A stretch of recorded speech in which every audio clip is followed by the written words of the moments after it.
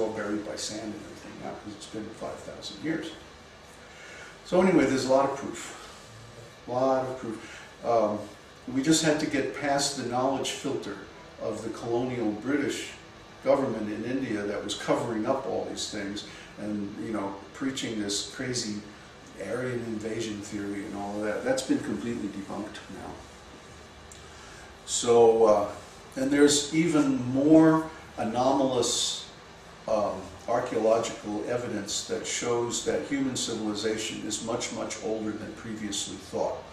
But because of the knowledge filter, which means that you can't get funding, you can't get a grant, you can't get published unless you publish something that fits with the prevailing theories in science, these observations have been basically covered up and, you know, thrown in the basement of the museums, and nobody ever sees them.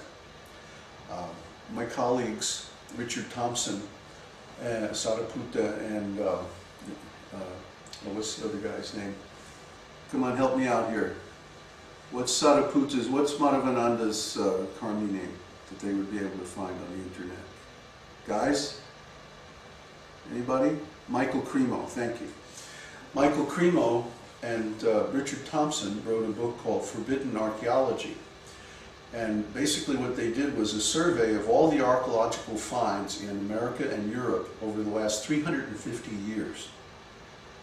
So what they did, basically, they analyzed each find according to the quality of the evidence. And they took both the accepted finds and the anomalous finds. So what they found basically at the end of their analysis was that the anomalous finds, the quality of the evidence, the quality of the observations, was just as good as the ones that were accepted. And the difference was that the anomalous finds did not support the theory of the recent origin of Homo erectus in Africa and all of that. That is the scientific gospel.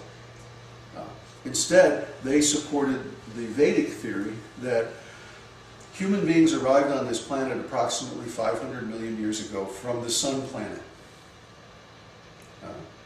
And that we've been basically in a civilized state of existence ever since then. Although that civilization has been destroyed many times, it was always rebuilt again because the same ancient knowledge is at its core, is at its origin, and that's the Vedic tradition, the esoteric teaching. So this esoteric teaching is actually at the core of all religions, of all ancient spiritual teachings, of all yoga practices, of all you know, magic, occultism, whatever. You find the same theories are there. It's just that they're incomplete or fragmented. And in the Vedic esoteric teaching, they're whole, they're complete. And there's also a living tradition going on, a living lineage of masters going back for all that time. So our histories go back a long, long, long time. I don't want to, you know, stretch your credibility by telling you how long, but a long time, as long as it's possible. So, okay, in our material consciousness, we experience the material world as having 3 dimensions, and then we're pushed along by time. But in the spiritual world, we experience eternal existence with full knowledge and ananda. What does ananda mean? Ananda means bliss. So bliss comes when we have the kind of experience or the kind of existence that we actually desire.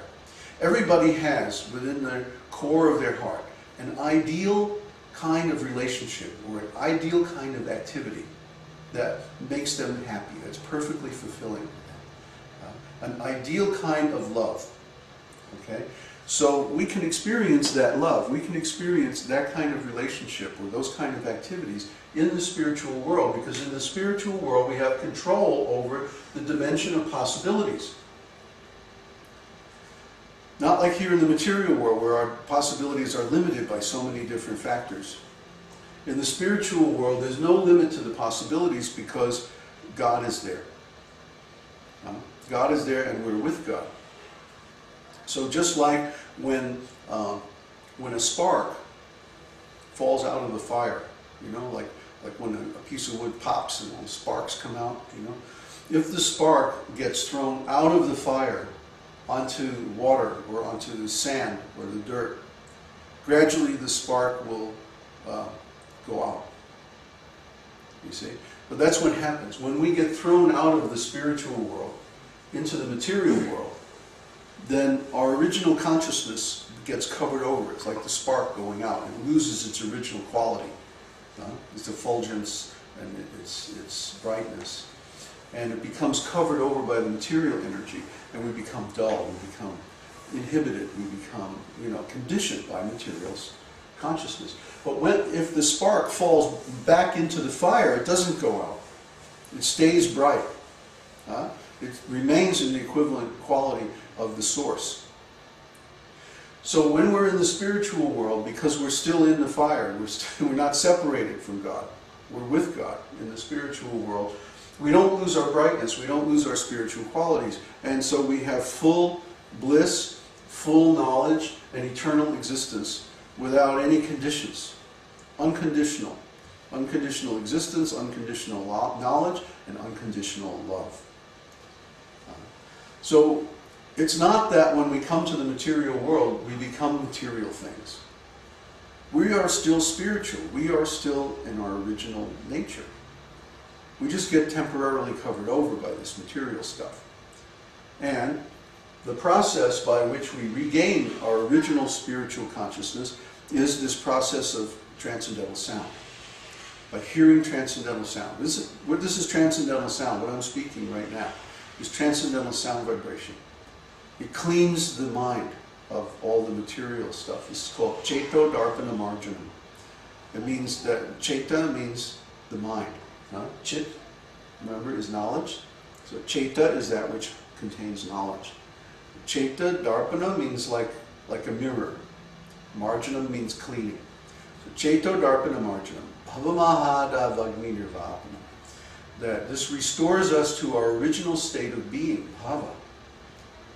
The original state of being is like full of knowledge, full of bliss, full of transcendental positive emotion, full of love. Right? So the secret to love is being in our original spiritual consciousness. When we're in that consciousness, then all possibilities are open to us, all knowledge is there, everything is clear, we have so much energy, we have so much light, so much consciousness, that we can really love, and we can really experience love too. In this material world, we're always worried about, what if this happens, what if that happens, and what if I do this, if I make a mistake, and then I get cheated, and da-da-da-da, you know that dance. So we don't want to do that anymore. We want to transfer our consciousness from the material world to the spiritual world. And how do we do that? Well, let me use an analogy. When we see the light coming through the shutters here, we know the sun is there. Can we see the sun? Not directly. But because the symptom of light is there, and we say, oh, the sun must be there. And the sun is the origin or the reservoir of the light.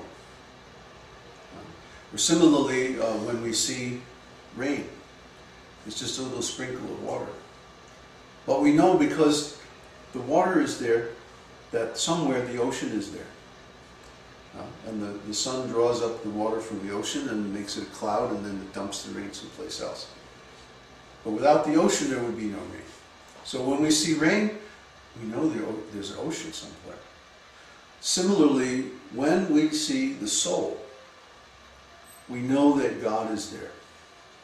Because God is the origin. God is the reservoir of that energy. Whenever we see energy, there's always an energetic source. Energy is emitted by something. It doesn't just exist all by itself. It comes from somewhere, some source.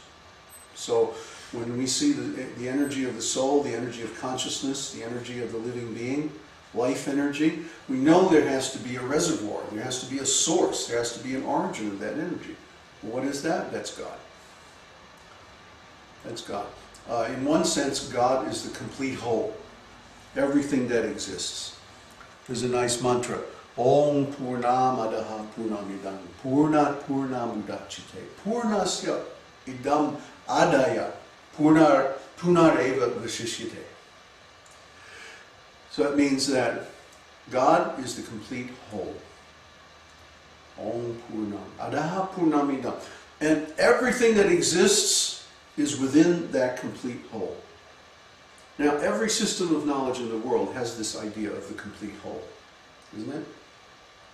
Even material science and everything has this idea of the universe, or everything that is. That's the most basic idea of God. That's the most universal idea of God. Everything that is and can be. All of time, all of space, all living beings, all energy, all possibilities. All of that put together, that's God. That's the complete whole. Okay. Well, what is the potency of God? God has complete potency, complete fullness.